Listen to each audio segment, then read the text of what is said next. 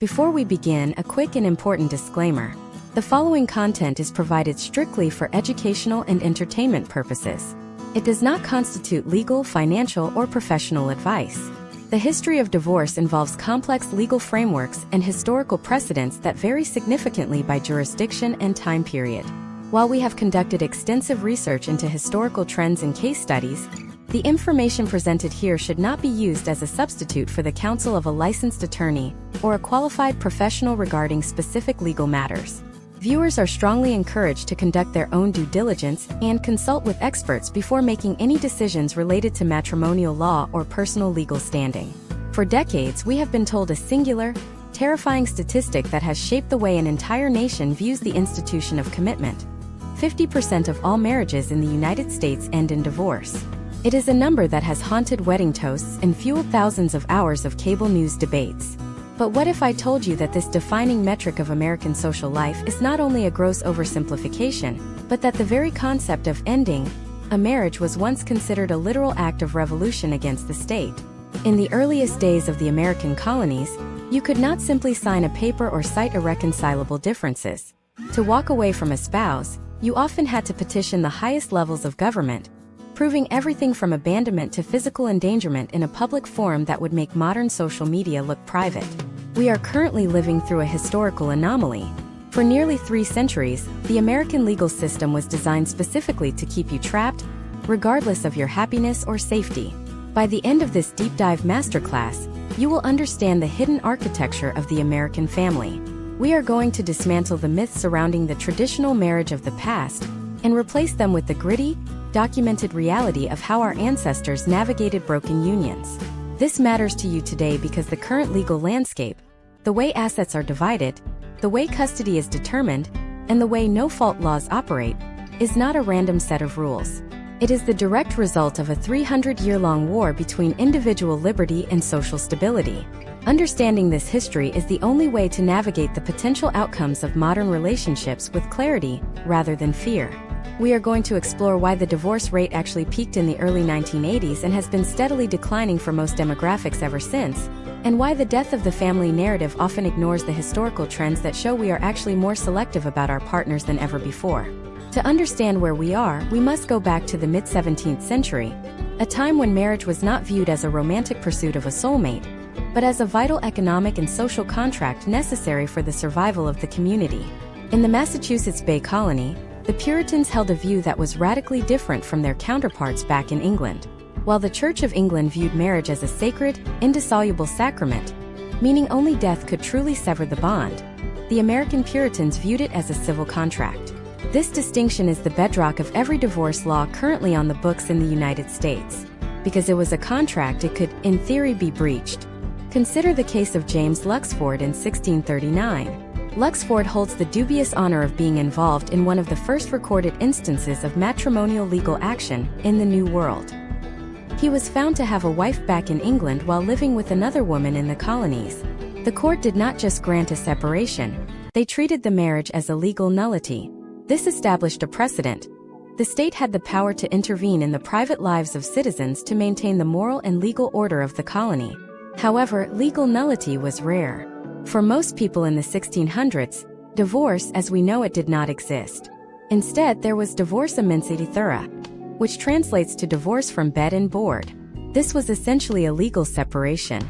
You were allowed to live apart and the husband was often required to provide financial support, but neither party was allowed to remarry. You were legally tethered to a ghost, unable to move forward, yet unable to live together. This created a high-stakes environment where the only way to achieve a divorce of vinculo matrimoniae, a total dissolution of the marriage bond that allowed for remarriage, was to prove a significant fault. In the 1700s, these faults were strictly limited. Adultery was the primary ground, but even then, it was often applied with a staggering double standard. A man might seek a divorce based on his wife's infidelity to ensure that his property would only be inherited by his biological heirs. A woman seeking divorce on the same grounds faced a much higher evidentiary bar, as her husband's infidelity did not threaten the legal lineage of the family property in the same way. As we moved toward the American Revolution, the philosophy of divorce began to mirror the philosophy of the nation. In the late 1700s, Thomas Jefferson and other founding figures were deeply influenced by Enlightenment thinkers who argued that if a government derived its just powers from the consent of the governed, then a marriage should derive its power from the consent of the individuals. If a king could be divorced for tyranny, why shouldn't a spouse be divorced for cruelty? Between 1770 and 1800, we see a fascinating spike in legislative divorces. This was a process where an individual would literally write a petition to the state legislature. The politicians would then debate the merits of your marriage on the House floor. Imagine the social pressure of having your private failures read aloud to the very men who wrote the laws of your state. One case study from the Virginia legislature in the late 18th century involves a woman named Mary Wigton, who petitioned for divorce on the grounds of her husband's desertion and subsequent bigamy. Her petition was not just a legal document. It was a character testimonial signed by her neighbors to prove she was a virtuous woman, worthy of the state's mercy. This highlights a crucial historical trend. For centuries, divorce was not a right. It was a privilege granted by the state to those who could prove they were the innocent party. This fault-based system created a perverse incentive structure that defined American divorce for nearly 200 years. To get out of a marriage, one person had to be the villain, and one person had to be the victim. This led to the rise of what historians call collusive divorce, where couples who both wanted to end the marriage would fabricate stories of adultery or extreme cruelty, just to satisfy the court's requirements. By the mid-1800s, as the country expanded westward, states began to compete for residents by loosening these requirements. This gave birth to the first divorce mills, in states like Indiana and later Nevada. The promise of this deep dive is to show you that the instability we see today is actually the result of a system trying to move away from that era of organized perjury and state-mandated misery. We are going to look at how the transition to no-fault divorce in the 1960s, pioneered by Ronald Reagan in California, was actually an attempt to bring honesty back to the courtroom, even if it resulted in a temporary explosion of the divorce rate. We will analyze the data showing how these legal shifts correlated with a massive drop in female suicide rates and domestic violence, proving that the ability to leave is often a life-saving mechanism. As we transition into the next stages of this history, keep in mind that every shocking statistic you hear about the modern family has a root in these colonial petitions and legislative debates. We aren't just looking at the past to see how far we've come. We are looking at it to understand the potential outcomes of our current laws. If you think the system is complicated now, you have yet to see the labyrinth our ancestors had to navigate just to find a shred of peace. We are moving from the era of marriage as survival into the era of marriage as choice. And that transition is the most significant social shift in American history. In the following sections, we will break down the 19th century boom, the Victorian-era crackdown, and the silent revolution of the early 20th century that set the stage for the world we live in today. As the United States pushed its borders further west in the mid-1800s, the legal landscape of marriage began to fracture along geographic lines. While the eastern states like New York remained anchored and strict, traditional codes that permitted divorce almost exclusively in cases of proven adultery, the expanding frontier viewed the law through a more pragmatic lens. This era marked the birth of what we now identify as the divorce mill. Imagine if you were a resident of New York City in 1855, trapped in a marriage defined by neglect or financial ruin. Your legal options were virtually non-existent unless you could produce a witness to a physical act of infidelity. However, news would reach you of a place like Indiana, where the laws were becoming remarkably flexible. In this historical trend, Indiana became the first true destination for those seeking a legal exit. By 1850, Indiana only required a one-year residency and allowed judges to grant divorces for any cause that they deemed proper. This discretionary power was revolutionary. It shifted the authority from the letter of the law to the empathy of a local judge. The result was a surge in what historians call migratory divorce. Wealthy individuals from the East Coast would board trains for Indianapolis, check into local hotels for 12 months and wait. This created a microeconomy for the state. Hotels, local attorneys, and even boarding houses flourished under the patronage of these marital refugees. This was the first time in American history that divorce became a commodity that could be purchased through the investment of time and travel. But this boom in Indiana caused a massive ripple effect in the national consciousness. To the social conservatives of the era, this was not progress, it was a contagion. They watched as the Indiana divorce rate climbed to 3 or 4 times that of the neighboring states. This led to the first major push for uniform national divorce laws, an effort to prevent people from using state lines to circumvent the moral standards of their home communities. By the 1870s, The frontier of divorce moved even further west to the territories of Utah and eventually South Dakota. The competition between states to attract residents through lenient laws became a race to the bottom in terms of restriction. In Utah, for a brief period, you did not even have to be a resident to file for divorce. You merely had to state your intent to become one. This era of legislative competition established a historical precedent that the United States is still navigating in 2026. The tension between state sovereignty and national moral consistency. The case studies from this period are numerous, involving high-profile businessmen and socialites who would disappear for 6 months, only to return to their social circles with a decree from a territorial judge that their home state was forced to recognize under the full faith and credit clause of the Constitution. However, the late Victorian era brought a crushing backlash. By the 1880s, the sheer volume of divorces began to alarm the federal government. In 1881, the National League for the Protection of the Family was formed, led by influential clergymen and academics who argued that the easy dissolution of marriage was the primary threat to American civilization. They pressured Congress to investigate the matter, leading to the 1887 report by Carroll D. Wright, the first Commissioner of Labor. This report was a landmark in social science. Wright's team spent years collecting data from every county court in the country, documenting over 300,000 divorces granted between 1867 and 1886. The data revealed a shocking trend. The divorce rate was increasing 3 times faster than the population. The 1887 report also debunked several myths of the time. It showed that women were the ones initiating the majority of divorces, nearly 2/3 of all filings. This was a critical data point. It suggested that as women gained slightly more economic independence and social standing, they were less willing to endure the potential outcomes of a toxic or abusive household. The primary grounds cited by these women were not adultery, but desertion and cruelty. This period saw a subtle but profound shift in the legal definition of cruelty. Historically, to win a case on cruelty, you had to show marks on your body or prove that your life was in immediate danger. But as we entered the 1890s, some progressive judges began to recognize the concept of mental cruelty. Case studies from this era show wives successfully arguing that their husband's public drunkenness or consistent verbal humiliation constituted a form of violence that destroyed the spirit, even if it didn't break the bones. This expansion of grounds was a silent revolution. It moved the law away from protecting the physical body and toward protecting the emotional self. But the Victorian crackdown was real. Many states, reacting to the 1887 report, began to tighten their residency requirements and eliminate the discretionary any cause clauses that had made Indiana so popular. The pendulum swung back toward restriction, creating a legal pressure cooker that would eventually explode in the early 20th century. During this time, the social stigma associated with divorce reached its peak. A divorced woman was often ostracized from polite society, losing access to social clubs, religious organizations, and even family support. As the 19th century gave way to the 20th, 2 massive cultural forces collided: the rise of the city and the outbreak of World War I. Urbanization changed everything about how Americans met and married. In a small rural town, everyone knew your business, and the pressure to stay in a broken marriage was immense. In the anonymity of the city, however, individuals had more freedom to reinvent themselves. The rise of the companionate marriage began to replace the traditional patriarchal model.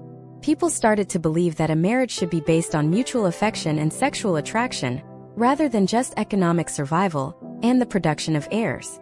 This ideological shift meant that when the affection died, the reason for the marriage's existence died along with it. World War I acted as a catalyst for this change. With millions of men overseas, women entered the workforce in unprecedented numbers, gaining a taste of financial autonomy that they were unwilling to relinquish when the war ended. The 1920s, or the Jazz Age, saw the first major spike in the 20th century divorce rate. The 19th Amendment, granting women the right to vote in 1920, was the political realization of this new independence. Divorce was no longer just a legal maneuver. It was becoming a tool for personal liberation. By 1926, the divorce rate was double what it had been at the turn of the century. People were starting to view marriage as a contract that required constant maintenance of happiness, a standard that many unions simply could not meet. But even as the social acceptance of divorce grew, the legal system remained adversarial and punitive. If you wanted a divorce in most states in the 1920s, you still had to prove a fault. This led to an era of widespread legal theater. Couples who both wanted to end their marriage would hire actors to be caught in compromising positions with the husband, providing the necessary evidence of adultery for the court. This was an open secret in the legal profession, a system of organized perjury that made a mockery of the court's moral standing. It was a dangerous game of potential outcomes where one false step could lead to a denial of the decree and a permanent legal binding to someone you despised. As we look toward the next chapter of this history, the landscape was about to be reshaped once again by the greatest economic catastrophe in modern history. How did the Great Depression impact the family unit? Did the lack of money keep people together? Or did the stress of poverty tear them apart? And what happened when the soldiers returned from World War II to a country that had fundamentally changed while they were gone? In the next part, we will examine the era of the post-war boom and the surprising truth about why the 1950s, the supposed golden age of the American family, actually set the stage for the most explosive rise in divorce the world had ever seen. The silent generation was far from quiet when it came to their private struggles, and the pressure was building toward a breaking point that would change the law forever. The 1930s economic collapse created a paradox that fundamentally altered the trajectory of American domestic life. While marital tension reached an all-time high due to the crushing stresses of poverty, the actual recorded divorce rate plummeted.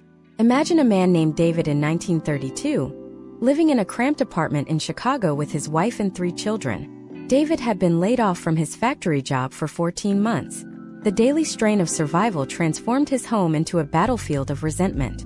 In a modern 2026 context, David might have sought a legal separation or an online filing, but in 1932, a legal divorce could cost upwards of $200 in legal fees and court costs. This was an astronomical sum at a time when bread was 5 cents a loaf and millions were standing in bread lines. This financial barrier introduced a significant historical trend, known as the poor man's divorce. Instead of filing formal papers in a court of law, men like David simply walked out the front door and never returned. Desertion rates skyrocketed during the Great Depression because it was the only accessible way for the working class to end a failed union. This left hundreds of thousands of women in a state of legal and social limbo. They were not legally divorced, which meant they could not remarry to secure a new source of household stability, yet they had no husband to provide for the family. The potential outcomes for these abandoned families were often dire, leading to the first major expansion of state-level welfare programs, as the government was forced to step in where the legal system had failed. The step-by-step reality of marital dissolution in the 1930s was one of quiet desperation. First, the economic pressure would erode the companionate ideals of the 1920s. Second, the lack of mobility meant couples remained trapped in the same physical space long after the relationship had died. Third, when the pressure became too great, the husband would typically leave for another city to find work, eventually stopping all communication. By the time the economy began to recover with the onset of the industrial buildup for World War II, the United States was a nation filled with broken but legally intact families. Then came the total disruption of World War II.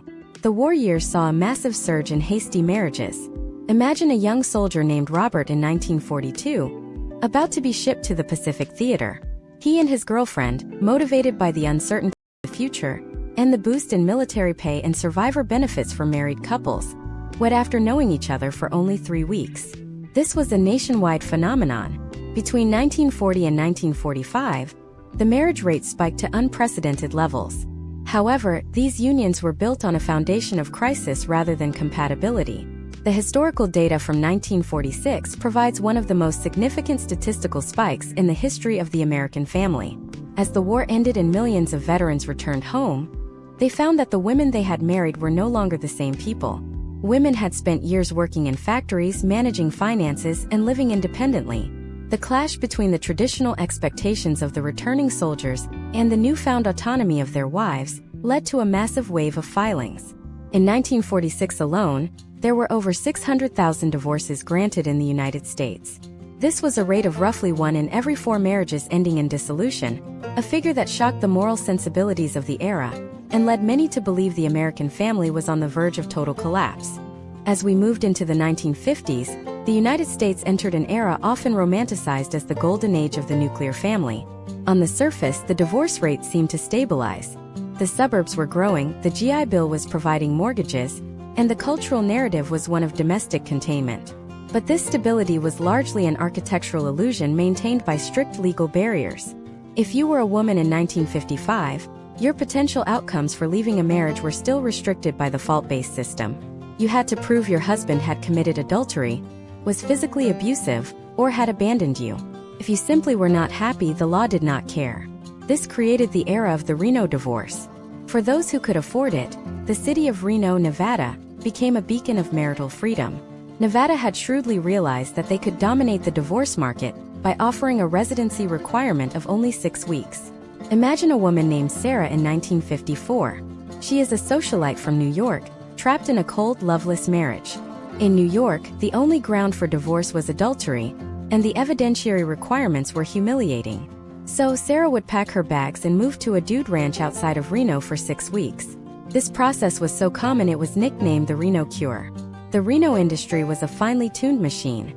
Step 1 was the 6-week residency, during which the local economy thrived on boarding houses and casinos catering to divorcees.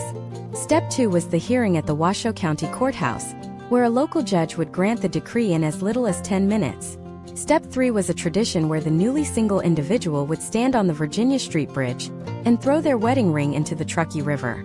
This was the birth of the divorce destination, a historical trend that proved that as long as the law remained rigid in most states, the wealthy would always find a loophole in others.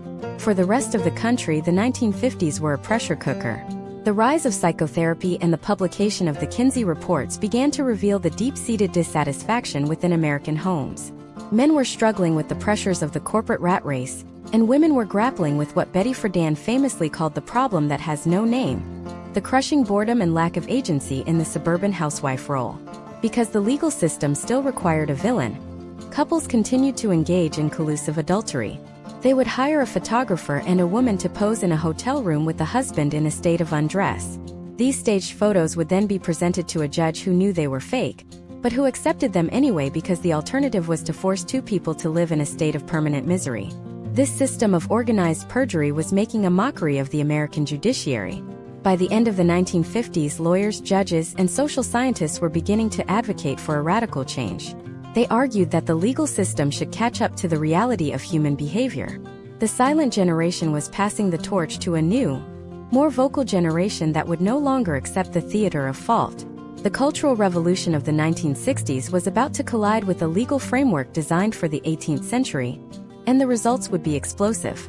We are standing on the edge of the single most important legal shift in the history of the American family. What happened when a future president of the United States decided that the government should no longer be in the business of deciding who was to blame for a broken heart? And why did the arrival of the pill and the second wave of feminism turn a steady stream of divorces into a raging flood that redefined the American dream? In the next part, we will analyze the birth of no-fault divorce, the 1970s spike, and the hidden economic war that began when women finally gained the legal right to walk away without asking for permission. The era of the villain was ending, but the era of the modern custody battle was just beginning. By the late 1960s, the American legal system reached a state of terminal absurdity. The fault-based system, which required one spouse to be a victim and the other a villain, had become a factory of institutionalized lying. Judges knew the witnesses were coached, attorneys knew the evidence was fabricated, and the public knew the entire process was a hollow performance.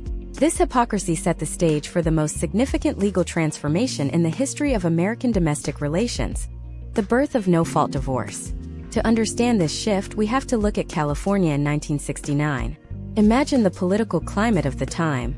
Ronald Reagan, then the governor of California, signed the Family Law Act of 1969, which went into effect on January 1, 1970.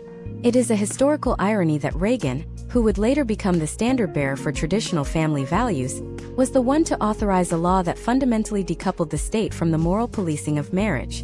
The logic behind no fault was pragmatic rather than purely progressive. The legal community was desperate to restore integrity to the courtrooms. Under the new California law, a couple no longer had to prove adultery, desertion, or cruelty. They simply had to state that the marriage had suffered from irreconcilable differences which have caused the irremediable breakdown of the marriage. This phrasing was revolutionary. It removed the concept of blame from the legal equation. Step by step, the process moved from an adversarial trial to a procedural dissolution. You didn't need a private investigator to follow your spouse to a motel anymore. You just needed a filing fee and a signature. This legal shift did not happen in a vacuum. It was fueled by two massive cultural engines: the second wave of feminism and the arrival of the contraceptive pill. The historical trends of the early 1970s show a direct correlation between female bodily autonomy and the rising divorce rate. Before the pill became widely accessible to married women in the 1960s and eventually to unmarried women following the 1972 Supreme Court case Eisenstadt v. Baird, the biological reality of marriage was often a cycle of unplanned pregnancies that tethered women to the home. The pill allowed women to separate sex from procreation, which in turn allowed them to view marriage as a companionate choice rather than a biological destiny. Imagine if you were a woman named Linda in 1971. Just 10 years earlier, your mother might have stayed in a lawless or even abusive marriage because she had no way to control her family size and no way to support herself. But Linda has options. She is part of the first generation of women to enter the workforce in massive numbers with the expectation of a career, not just a job. However, there was still a massive hurdle. The economic infrastructure was built to keep women dependent. Until 1974, it was common for banks to refuse a credit card or a mortgage to a woman without her husband's signature. The potential outcomes of a divorce for Linda were terrifying not just socially, but financially. The turning point came with the Equal Credit Opportunity Act of 1974. This piece of legislation was the silent partner to no-fault divorce. By making it illegal to discriminate against applicants on the basis of sex or marital status, the government effectively gave women the keys to their own financial cages. This led to a historical trend where women were no longer forced to choose between a broken marriage and total destitution. When you look at the data, the divorce rate in the United States began a steep vertical climb starting in 1970, eventually peaking in 1979 and 1981 at a rate of 5.3 per 1,000 people. To put that in perspective, the rate in 1950 was roughly 2.6. In just 30 years, the frequency of divorce had doubled. This explosion in filings created a new set of legal challenges that the no-fault laws hadn't fully anticipated. If no one was at fault, how do you divide the assets? Historically, the innocent party often received a larger share of the marital property as a form of compensation for the other person's bad behavior. But with the villain removed from the narrative, the courts had to develop a new philosophy: equitable distribution. This wasn't necessarily a 50-50 split, but a system designed to divide property based on what was fair, taking into account the duration of the marriage and the non-monetary contributions of a stay-at-home parent. This brings us to a critical and often overlooked case study in the evolution of divorce: the shift in child custody. For most of the early 20th century, the courts followed the tender years doctrine. This was the legal presumption that young children were naturally better off with their mothers. It was one of the few areas where the law favored women. However, as the 1970s progressed and the gender roles within the home began to blur, the legal standard shifted to the best interests of the child. While this sounds noble, it introduced a massive amount of uncertainty into the process. Imagine the case studies from the mid-70s where fathers began to fight for custody in ways that were previously unheard of. This was the era that gave us the film Kramer vs. Kramer, which captured the national anxiety about this shift. The potential outcomes for children became a central debate in American sociology. Critics of no-fault divorce argued that the law made it too easy for parents to walk away, leading to a generation of children from broken homes. Proponents, however, pointed to the data showing a significant drop in female suicide rates and domestic violence after no-fault laws were passed. They argued that a stable home with one parent was far better for a child's development than a high-conflict home with two. By 1983, almost every state in the Union had adopted some form of no-fault divorce. New York was the lone holdout, maintaining its strict adultery requirements for decades longer than the rest of the country, not fully adopting no-fault until 2010. But in the 1980s, the focus shifted from the legality of leaving to the economics of what comes after. This was the decade of the deadbeat dad narrative and the rise of rigorous child support enforcement. The government realized that if it was going to make divorce easy, it had to make sure the state wasn't the one left picking up the tab for the children. We are now looking at a landscape where the institution of marriage has been completely redefined. It is no longer a trap, nor is it a sacred bond that the state will defend at all costs. It has become a voluntary association between two individuals. But as the 1980s came to a close, a new phenomenon began to emerge. The children of the 1970s divorce boom were growing up, and they were looking at marriage with a skeptical, hyperanalytical eye. What happens to a society when an entire generation views marriage as a high-risk gamble rather than a guaranteed milestone? Why did the divorce rate start to unexpectedly drop in the 1990s and continue that trend all the way to 2026? And how did the rise of the prenuptial agreement change the way we view love and money in the modern age? In the next part, we will explore the era of the divorce hangover, the rise of gray divorce, and the surprising reason why your marriage today might actually be more stable than your grandparents' was. We are moving into the era of the selective union, where the data tells a very different story than the headlines would have you believe.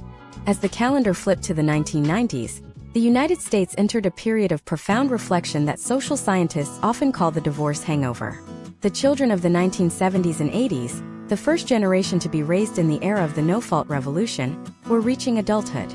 These were the latchkey kids who had watched their parents navigate the chaotic, often experimental early days of easy legal dissolution. As they stepped into their own prime marrying years, they brought with them a cautious, almost clinical approach to the institution of marriage.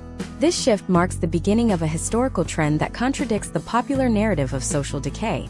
Since its peak in 1981, the divorce rate in the United States has been in a slow, steady, and consistent decline.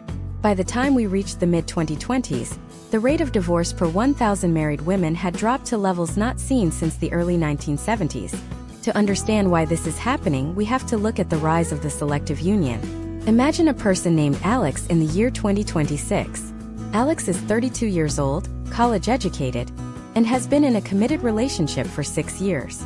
Unlike their grandparents, who likely married in their early 20s to achieve social and financial adulthood, Alex and their partner have delayed marriage until they both established stable careers and shared a household for several years. This is the new American playbook. One of the most significant historical trends of the last 30 years is the correlation between education level and marital stability. In the 2020s, the potential outcomes for a marriage are vastly different depending on the couple's educational background. Data consistently shows that college graduates are far less likely to divorce than those with a high school diploma or less. This has created a marital divide where marriage is increasingly becoming an elite institution, reserved for those with the financial and emotional resources to sustain it. The step-by-step evolution of how we enter marriage has fundamentally changed the way we exit it. In the 1990s, the concept of the prenuptial agreement began to shed its reputation as a tool exclusively for the ultra-wealthy or the cynical. It evolved into a practical risk management document for the middle class. Case studies from the early 2000s show that as people married later in life, they brought more assets and more debt into the union. A prenuptial agreement in 2026 is not viewed as a lack of trust, but as a roadmap for potential outcomes. It allows couples to decide, in a state of mutual affection, how they would handle the division of property, business interests, and even student loan liabilities if the relationship were to fail. This proactive legal approach has stripped much of the adversarial toxicity out of the modern divorce process. When the rules of engagement are written before the conflict begins, the conflict itself tends to be shorter and less destructive.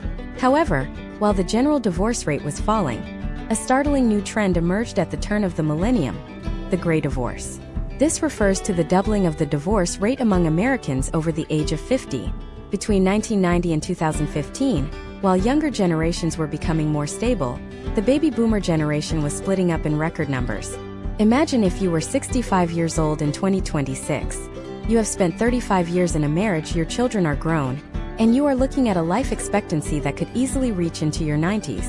The historical trend here is driven by the fact that the stigma of divorce has completely vanished for this demographic. They are no longer willing to spend 20 or 30 years in a state of quiet desperation or marital apathy. The case studies of gray divorce reveal unique financial complexities that younger couples rarely face.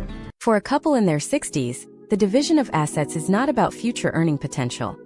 It is about the finite resources of retirement accounts, pensions, and home equity. This is where the legal concept of the Qualified Domestic Relations Order, or QDRO, becomes essential. This is a specialized legal instrument that allows for the tax-free transfer of retirement funds from one spouse to another during a divorce. Without these sophisticated tools, the potential outcomes for older divorcees would be a rapid descent into poverty, particularly for women who may have spent years out of the workforce. Another major shift in the 1990s and 2000s was the move toward alternative dispute resolution, specifically mediation. Historically, divorce was a zero-sum game played out in a courtroom. By the late 1990s, the legal system began to realize that the adversarial model was catastrophic for families, particularly those with children. Mediation introduced a neutral third party to help the couple negotiate their own settlement outside of a judge's chambers. This shifted the power back to the individuals. Instead of a judge who knows nothing about your family's daily rhythm deciding your custody schedule, you and your spouse sit across a table and design it yourselves. This trend toward collaborative law has reduced the duration of the average divorce from years to months, and has significantly lowered the total legal costs involved. But as the legal and social barriers to divorce continued to fall, a new digital barrier was being built. The 2010s saw the arrival of the social media age, which introduced a new form of fault back into the no-fault system. Attorneys began to find a goldmine of evidence on platforms like Facebook and Instagram. Suddenly, the irreconcilable differences cited in the filing were being supplemented with time-stamped photos and geolocation data. This led to the rise of the digital forensics industry in matrimonial law. Every text message, every Venmo transaction, and every hidden dating profile became a potential liability in the negotiation of alimony and asset division. In 2026, the first thing a professional divorce attorney will tell a client is to go dark on social media. The technology that was designed to connect us has become the most effective tool for documenting our disconnect. We are now living in the era of the selective union, where the very definition of a successful marriage is being rewritten. We have moved from a society that stayed together because they had to a society that stays together because they want to. But this new freedom comes with a new set of complications. What happens when the algorithms that helped you find your partner also provide the temptation to find their replacement? And how is the rise of the silver splitter and the sandwich generation creating a new kind of economic crisis that the current legal system isn't prepared to handle? In the next part, we are going to dive into the digital revolution of the 2010s. We will look at the rise of Tinder divorces and how social media didn't just make it easier to cheat, it made it easier to get caught. We will explore the shocking statistics of how digital adultery is viewed in the modern courtroom and why your browser history might be more important than your wedding vows in a 2026 legal battle. The era of the smart divorce is here, and the rules of the game have changed forever.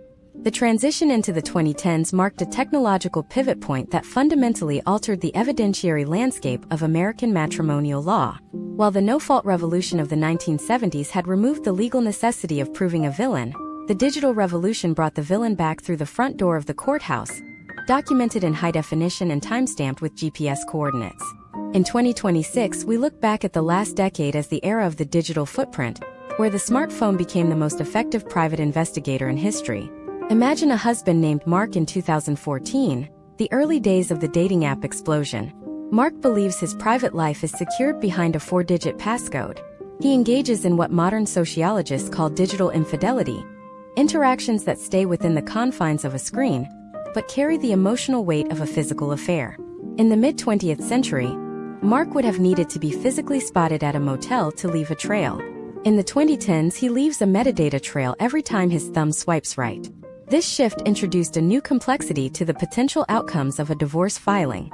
Even in no-fault states where the reason for the breakup technically shouldn't matter for the decree itself, the behavior documented on digital devices began to heavily influence two critical pillars of the settlement: asset division and child custody. The historical trend of the 2010s saw the rise of the digital forensic accountant. Step by step, the discovery process moved from paper bank statements to subpoenaing entire cloud backups. If Mark was spending marital funds on gifts for a third party, that is legally classified as the wasteful dissipation of marital assets. In 2026, a court can look at a Venmo history and immediately calculate how much of the joint savings was diverted to non-marital purposes. The digital trail is an uncompromising witness that does not suffer from memory loss or bias. Consider a case study from 2018 involving a custody battle in a suburban Ohio court. The mother, Jennifer, was seeking primary physical custody, presenting herself as the consistent, present parent. However, the father's legal team presented a digital dossier. It included Instagram stories posted by Jennifer that were set to disappear after 24 hours, but which had been screen recorded by mutual acquaintances. These posts showed Jennifer at social gatherings at times when she claimed to be home supervising the children. More importantly, the metadata from her smartphone's health app showed she was active and moving at 3 a.m. on several school nights. This evidence, while not proving she was a bad person, created a narrative of lifestyle inconsistency that directly impacted the court's determination of the best interests of the child. The open loop of the 1970s, the idea that we could divorce without blame, was being closed by the sheer volume of personal data we generate. As we moved into the early 2020s, the emergence of cryptocurrency added a layer of financial complexity that the legal system is still racing to regulate in 2026. In the past, a spouse looking to hide assets might have opened a secret offshore account or buried cash in a safe deposit box. Today, they might convert a portion of their salary into Bitcoin or Ethereum and move it to a cold storage wallet, a physical device that looks like a USB drive. Case studies from recent years show a growing trend of digital hide-and-seek. Imagine a spouse who, during the initial stages of a separation, claims that their tech startup's value has plummeted, while simultaneously moving significant capital into decentralized finance, DeFi protocols. To combat this, the 2026 divorce lawyer works in tandem with blockchain analysts. The process is exhaustive. Step 1 involves a forensic sweep of all household devices to find any traces of exchange logins or seed phrases, the series of words used to access a crypto wallet. Step 2 is a chain of custody analysis, where analysts track the flow of funds from a joint bank account into a crypto exchange. Even if the assets are currently in an anonymous wallet, the on-ramp from the traditional banking system creates a permanent record. The potential outcomes for a spouse caught hiding digital assets are severe, often resulting in the judge awarding a significantly higher percentage of the remaining visible assets to the other party as a penalty for bad faith litigation. Furthermore, the 2010s gave rise to the social media clause in divorce settlements. In 2026, it is standard practice for a settlement to include strict guidelines on what can be posted about the other parent or the children on public platforms. This is a direct response to the historical trend of revenge posting, where one party uses their digital reach to damage the other's professional reputation or social standing. The legal system has had to evolve to recognize that a viral post can be just as damaging as a physical assault on one's livelihood. The courts now view the preservation of a co-parent's reputation as a component of providing a stable environment for the children. This era also redefined the concept of privacy within a marriage. Imagine if a spouse uses a shared family iPad to log into their email, leaving the password saved. Is it hacking or unauthorized access for the other spouse to read those emails? Different states have landed on different sides of this issue, but the historical trend is moving toward the protection of digital privacy, even within a domestic partnership. In 2026, we see more cases involving the Electronic Communications Privacy Act being cited in family court.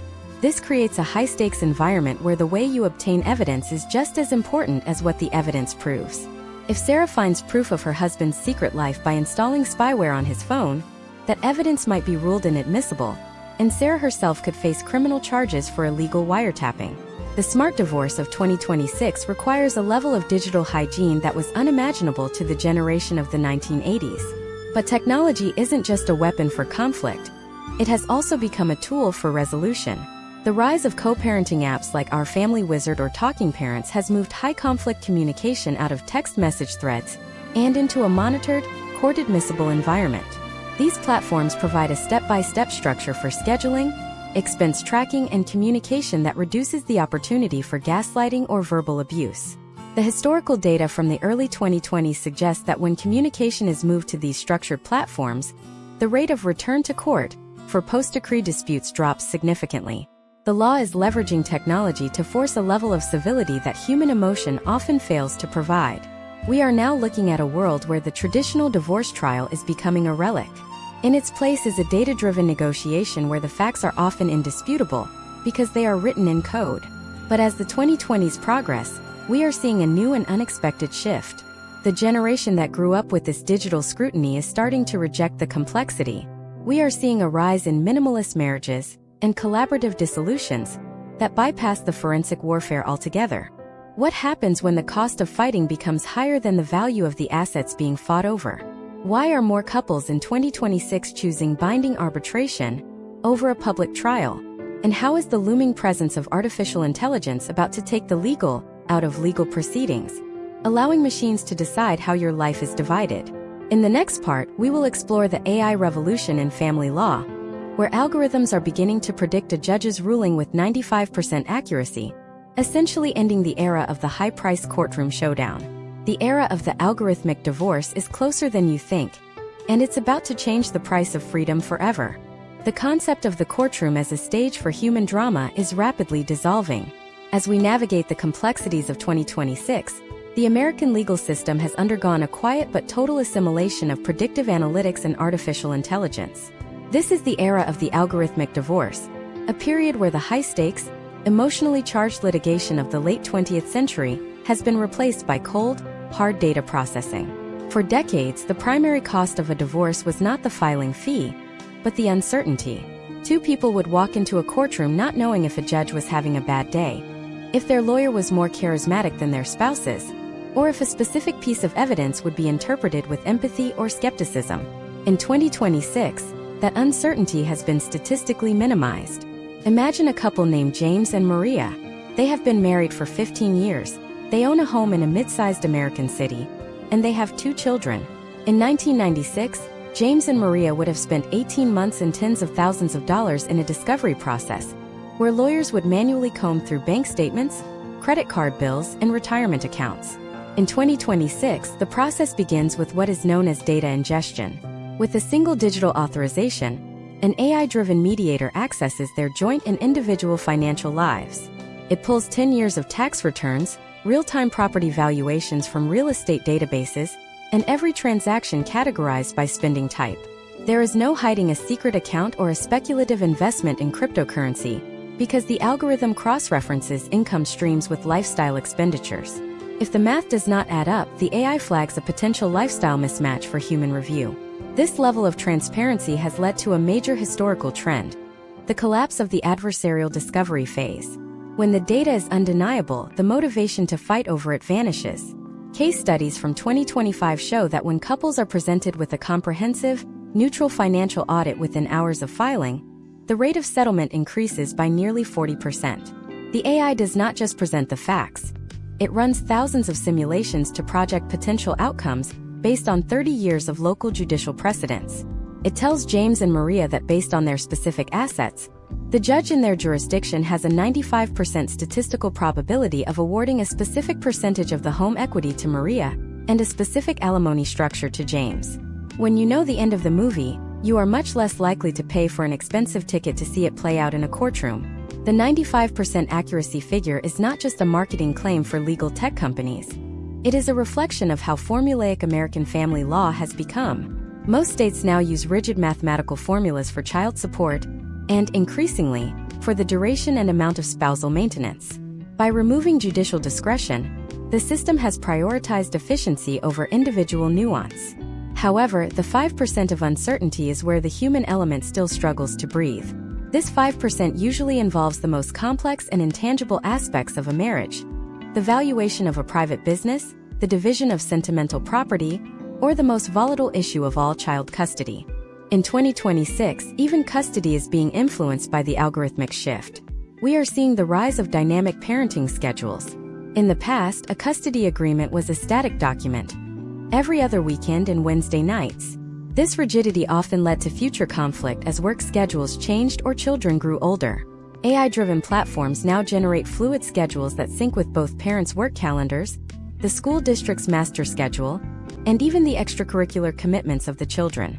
If James has a business trip flagged in his digital calendar, the system automatically suggests a compensatory time block for him later in the month, which Maria can approve with a single tap.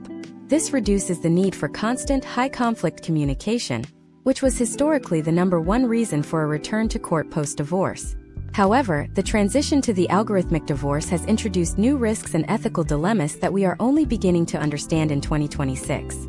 One major concern is the loss of the human buffer. A judge in 1980 might look at a mother who stayed home for 20 years and recognize the unquantifiable sacrifice she made, perhaps awarding her a slightly larger share of the assets than a strict 50-50 split would dictate. An algorithm, by its very nature, struggles with the unquantifiable. If it is not in a spreadsheet, it effectively does not exist. This creates a risk for the spouse who contributed to the marriage in non-monetary ways. Historical trends suggest that as we move toward total automation, the economic gap between the high-earning spouse and the domestic spouse may actually widen, unless the code is specifically written to value unpaid labor. Another significant shift is the changing role of the attorney. In 2026, the elite divorce lawyer is no longer a courtroom orator. They are a strategic data analyst. Their job is not to argue the law, which is increasingly settled by the algorithm, but to argue the inputs. They fight over whether a specific asset should be categorized as marital or separate, or they challenge the AI's valuation of a complex stock option plan. The legal fees have not necessarily disappeared. They have just shifted from the trial phase to the technical phase. This has created a two-tiered system. Wealthy couples hire technical experts to contest the algorithm's findings, while middle and lower-income couples are often forced to accept the AI's first draft because they cannot afford to challenge the data. This brings us to a critical case study regarding the democratization of divorce. For the first time in American history, the cost of ending a marriage is dropping for the average person. In 2026, a simple uncontested divorce can be completed via an app for a few $100s. This has led to a spike in what sociologists call the micro-divorce, unions that last less than 3 years and end with almost no legal friction. Because the barrier to exit is so low, the historical trend shows that younger generations are viewing marriage as a more flexible, less permanent contract. This is a fundamental departure from the 1950s, where the high social and legal cost of divorce acted as a force stabilizer for the family unit. We are also seeing the emergence of the collaborative AI mediator. This is a specialized software designed to facilitate difficult conversations between spouses. Imagine if James and Maria are stuck on who gets the vacation property. Instead of trading angry emails, they enter a virtual mediation room where an AI moderator analyzes their communication patterns in real time. If the AI detects escalating hostility or a circular argument, it interjects with a cooling-off period or suggests a middle-ground solution that has worked in thousands of similar cases. It acts as a digital diplomat, removing the ego from the negotiation. But as the math of divorce becomes more efficient, the psychology of it becomes more complex. We have solved the problem of how to divide the bank account, but we have not solved the problem of how to heal the heart. In fact, the speed of the modern divorce might be making the emotional recovery more difficult. When a marriage can be dissolved with the same digital ease as unsubscribing from a streaming service, the participants may not get the closure that the long, arduous process of the past once provided. This leads us to a fascinating and unexpected social development in 2026. As the legal system becomes more clinical, the culture is becoming more ceremonial. We are seeing a massive rise in uncoupling ceremonies and divorce registries. People are looking for ways to mark the end of a chapter that the law now treats as a mere data entry. But what happens when the algorithm makes a mistake? What happens when a glitch in the code or a bias in the training data leads to a catastrophic financial outcome for a vulnerable spouse? And as we look toward the final stages of this history, we have to ask, is the death of the courtroom battle actually a victory for the American family? Or have we just traded one form of conflict for a more invisible digital version of the same war? In the next part, we will look at the dark side of the algorithmic era. We will investigate the rise of deepfake evidence in family court, where AI is being used to create false recordings of abuse or neglect. We will explore how the legal system is struggling to tell the difference between a real video and a generated one, and why your digital reputation is now the most valuable and vulnerable asset you own. The era of the smart divorce is becoming an era of digital warfare, and the stakes have never been higher. The year 2026 marks a terrifying new frontier in matrimonial law. We have moved past the era where a grainy photo of a spouse at a hotel was the gold standard of evidence. We are now in the age of generative deception. In the previous decades, technology made it easier to catch a spouse. Now technology makes it easier to frame one. This is the era of the synthetic villain, where the most dangerous weapon in a divorce is not a high-priced attorney, but a high-end graphics card. To understand the gravity of this shift, we have to look at how the American legal system has been forced to abandon the ancient principle of seeing is believing. For hundreds of years, a video or an audio recording was considered the closest thing to objective truth. In 2026, that objective truth has been shattered by the democratization of artificial intelligence. Imagine a father named Christopher in a high-conflict custody battle. He has maintained a clean record, consistent employment, and a stable home environment. His spouse, Elena, produces a video recording during a discovery hearing that appears to be from a home security camera. In the video, Christopher is seen in the kitchen, appearing visibly intoxicated and using aggressive, disparaging language toward their 6-year-old daughter. To a judge in 2010, or even 2020, this would have been a smoking gun that likely resulted in the immediate suspension of visitation rights and a total loss of custody. But in 2026, Christopher's legal team doesn't just argue about the context of the video. They challenge its very existence as a physical reality. Christopher claims the video is a high-fidelity deepfake, created by Elena using a generative video model and 30 seconds of his voice, sampled from a public social media post he made 3 years ago. This scenario has become so common that it has triggered a historical trend: the mandatory authentication of digital evidence. Step by step, the court must now engage in a digital arms race. Step 1 involves the appointment of a court-certified digital forensic analyst. These experts do not merely look at the pixels on the screen, they look at the noise.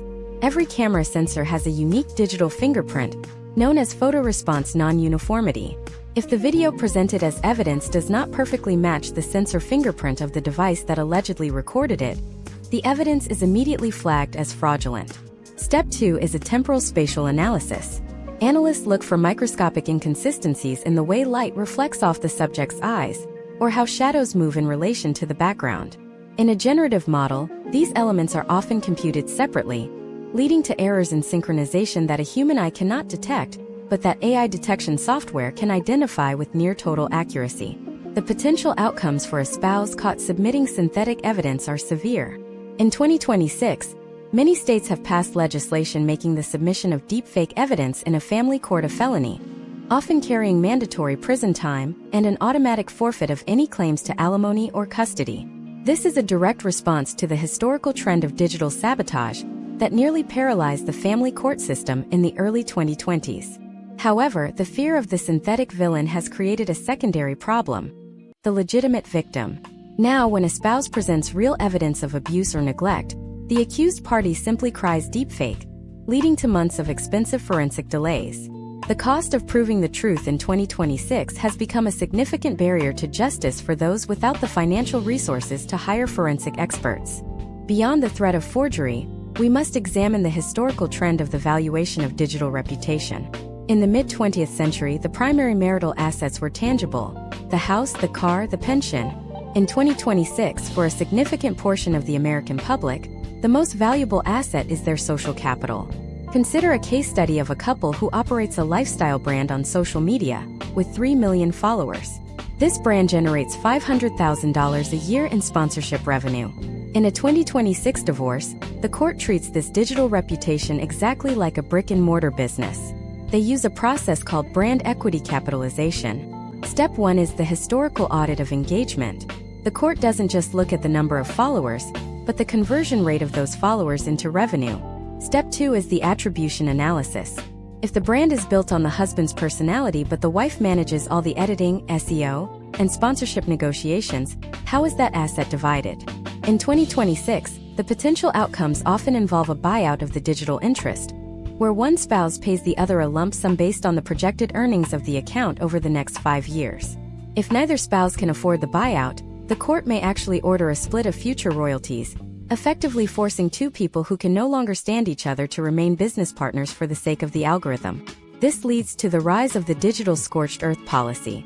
Imagine if Elena, frustrated by the lack of a favorable settlement, decides to leak private, embarrassing, but technically true information about Christopher's past to his professional network or his followers. In 1990, this was just a bitter ex-spouse. In 2026, this is legally classified as the tortious interference with a marital asset. By damaging Christopher's digital reputation, Elena is effectively burning down the family business. We are seeing a historical trend where courts are awarding massive financial offsets to victims of digital reputation sabotage.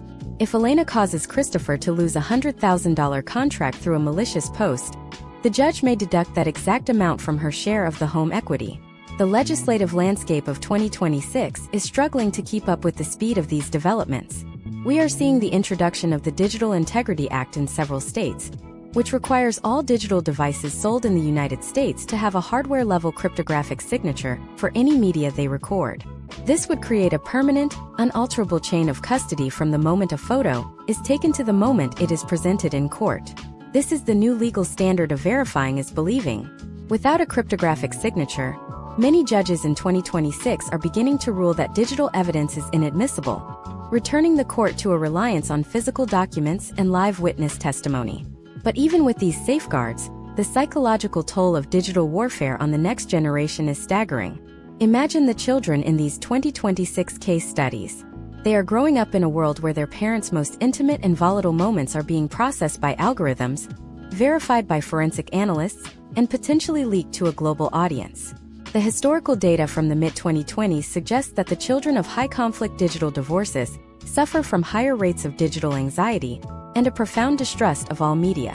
The family court system, which was designed to protect the best interests of the child, is finding itself ill-equipped to handle a world where the child's very reality is being manipulated for legal gain.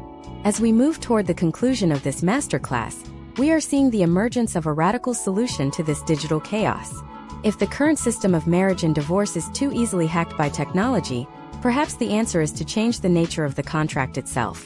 We are moving into an era where some couples are bypassing the traditional legal system entirely in favor of something much more rigid and much more technologically advanced.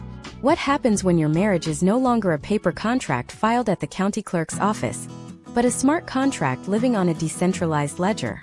Why are some couples in 2026 opting for biometric prenuptials that monitor for infidelity through physiological data? And as we look toward the final chapters of American divorce history, is it possible that the only way to save the institution of marriage is to automate it entirely? In the next part, we will explore the rise of the smart contract marriage and the controversial world of biometric accountability. We are entering the final stage of the deep dive, where the line between love and logic disappears completely. The future of your relationship may soon be written in code that no judge can ever overturn. As we enter the year 2026, the concept of a marriage license is undergoing its most radical transformation since the mid-17th century. We are moving away from the era of state-managed paper documents and into the era of the smart marriage contract. To understand the depth of this shift, we must look at how decentralized ledger technology, commonly known as blockchain, has begun to replace the judicial discretion of a human judge. In the traditional system, a divorce was a request for the state to intervene and untangle a mess of human emotions and shared assets. In the smart contract era, the untangling is pre-programmed. It is no longer a request, it is an execution. Imagine a couple named Marcus and Chloe in early 2026. Before their wedding, they didn't just sign a prenuptial agreement. They minted a decentralized autonomous organization (DAO) for their family unit. Every asset they acquired, their home, their vehicles, and their shared investment accounts, was recorded as a digital asset on a private ledger. The rules of their partnership were written in Solidity, a programming language. These rules included if-then logic for potential outcomes. If the marriage lasted 10 years, Chloe would be entitled to a specific percentage of the growth in Marcus's retirement account. If they had children, a preset amount of their joint income would automatically be diverted into a trust. Most controversially, if a proof of infidelity was logged via an authorized third-party oracle, the contract would trigger a fault clause that immediately reallocated a portion of the shared assets to the non-offending party.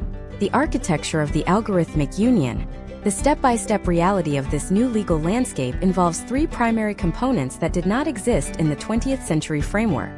The smart contract layer. This is the foundational code that governs the marriage. It is immutable, meaning neither party can unilaterally change the rules once the contract is active. This removes the negotiation phase from a divorce, as the terms are agreed upon at the moment of the union. The Oracle Network. Since a blockchain cannot see the physical world, it relies on oracles. These are data feeds that provide the contract with real-world information. In 2026, these include digital banking feeds, property records, and even verified biometric data. Automated asset reallocation. This is the execution phase. When a termination event is triggered, such as a mutual digital signature to dissolve the union, the contract automatically executes the transfer of funds and titles without the need for a sheriff's order or a bank's manual processing. Historically, the American legal system relied on judicial equity, where a judge would weigh the fairness of a situation. But as we see in 2026, historical trends are leaning toward procedural certainty. For Marcus and Chloe, when they decided to separate, they didn't have to hire a forensic accountant to track down hidden bank accounts. The algorithm already had a real-time view of every Satoshi and every dollar in their ecosystem. The potential outcomes were not left to the whim of a jury. They were calculated in milliseconds by the code they both signed years prior. The rise of biometric accountability, one of the most disruptive case studies of 2026, involves the use of biometric wearables as a form of marital proof. In several high-profile legal filings this year, data from advanced health trackers, which monitor heart rate, location, and even hormonal shifts, has been submitted as part of the Oracle feed for smart contracts. Feature traditional legal divorce, smart contract divorce. 2026. Primary authority, judicial discretion, programmed logic. Speed of resolution 6 to 18 months, near instantaneous. Enforcement mechanism, court orders / contempt, automated ledger transfers. Cost basis, billable legal hours, transaction, gas fees.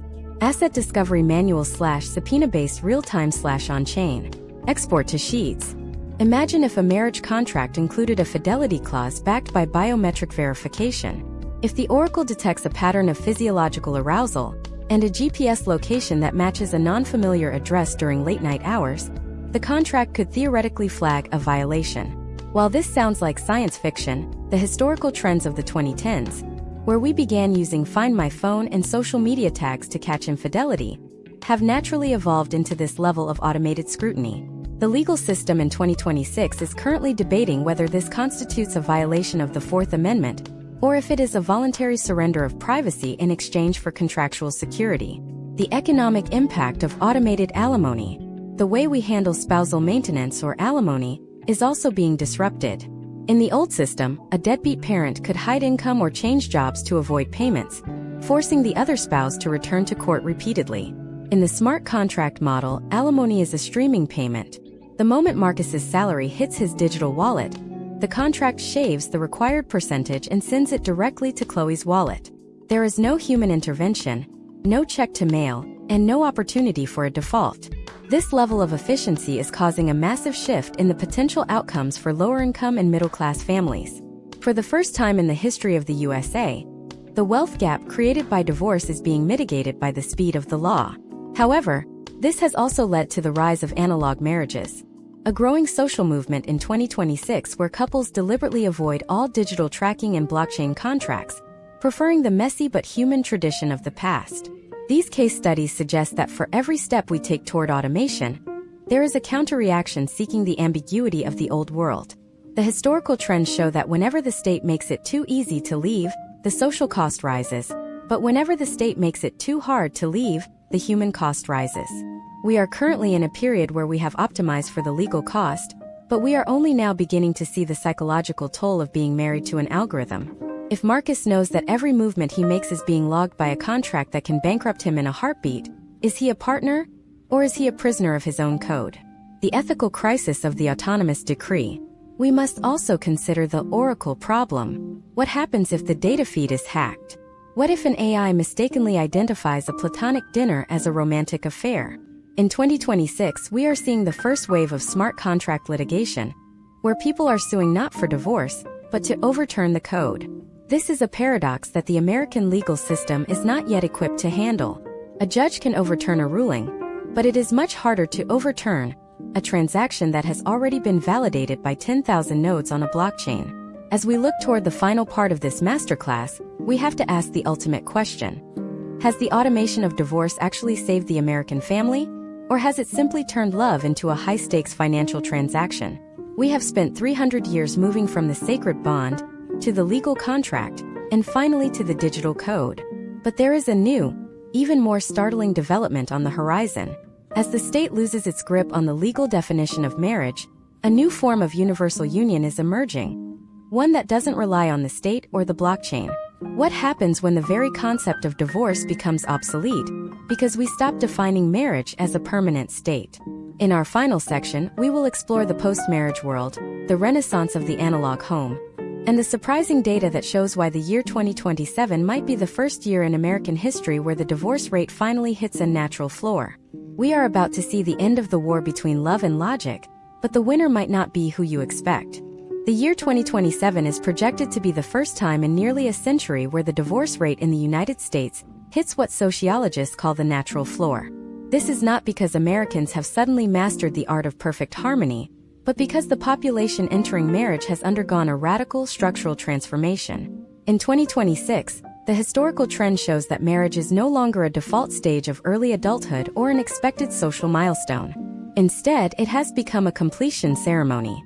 We see this reflected in the data.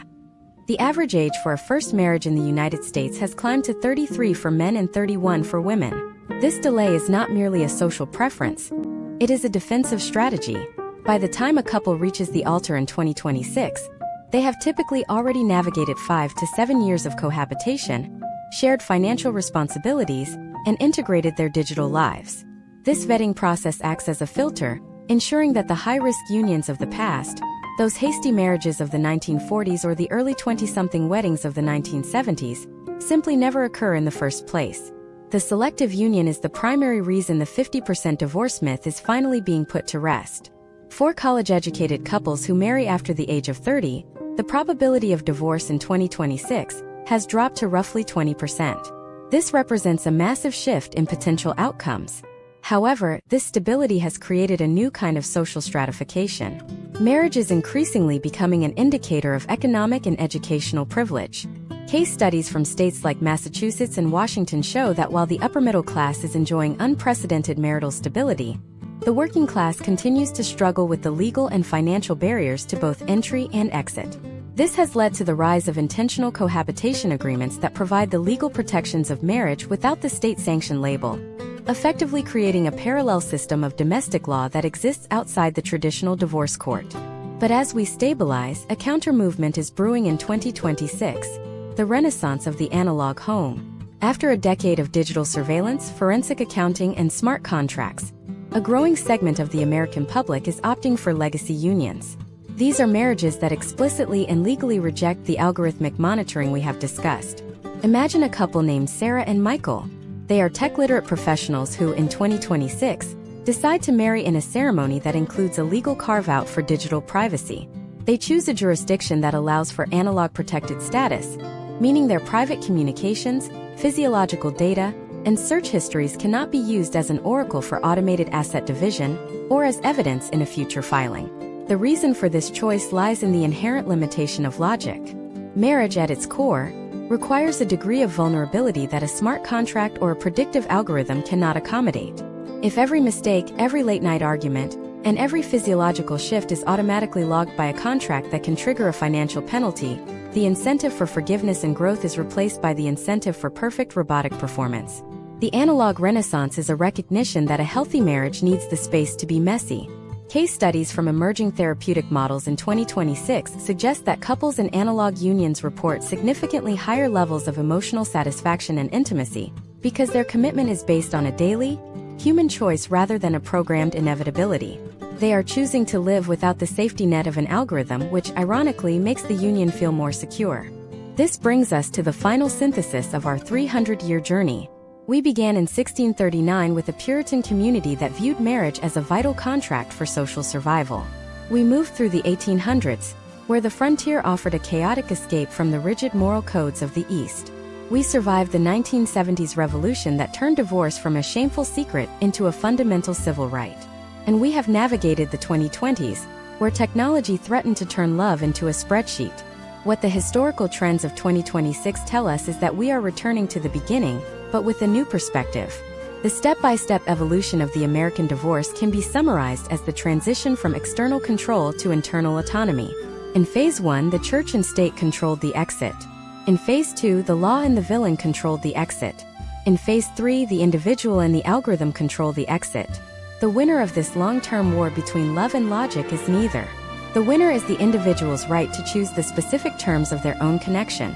In 2026, the United States offers a menu of potential outcomes that would be unrecognizable to our ancestors. You can choose a religious covenant that is difficult to break, a civil contract that is neutral, a digital smart marriage that is automated, or an analog legacy union that is private. The history of divorce in America is not a story of the decline of the family. It is a story of the expansion of freedom. We have moved from a society of you must to a society of you may. This has led to a fascinating legislative shift occurring right now. In 2026, several states are debating the Marriage Multi-Tier Act.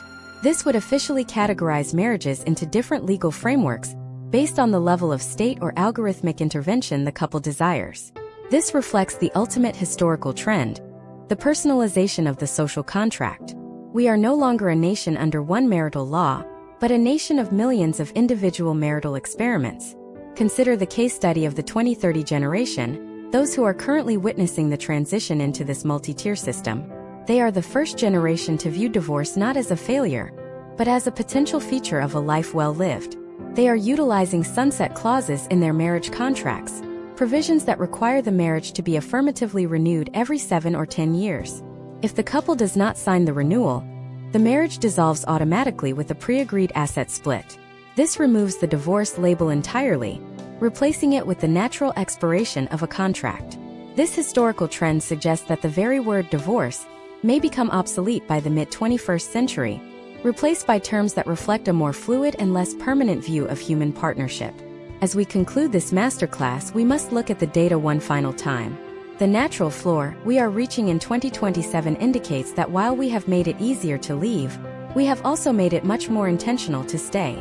The families of 2026 are not held together by chains of law or economic desperation, but by a highly selective process of choice. The American family has not disappeared. It has simply been distilled down to its most resilient form. We have reached a point where the legal system is finally stepping back, allowing the human element to reclaim the center of the home. The history of divorce has taught us that whenever we try to use the law to force stability, we only create more resentment. Stability cannot be legislated, and it cannot be coded. It can only be cultivated. We are entering a future where the laws of the state and the algorithms of the blockchain are secondary to the unspoken agreements made between two people in the quiet of an analog room. The 300-year war is ending, and the result is a society that finally understands that a successful marriage is not one that never ends, but one that is chosen every single day. But as the legal definition of the family expands, a new and even more complex question is emerging in the halls of Congress. If the state is no longer the primary arbiter of marriage and divorce, who owns the data of the children born into these diverse unions? And as we look toward the 2030s, how will the rise of artificial intelligence in the education system create a new kind of parental divorce from the state itself? The battle for the family is shifting from the bedroom to the digital classroom, and the next decade will decide who truly has the right to shape the future of the American mind.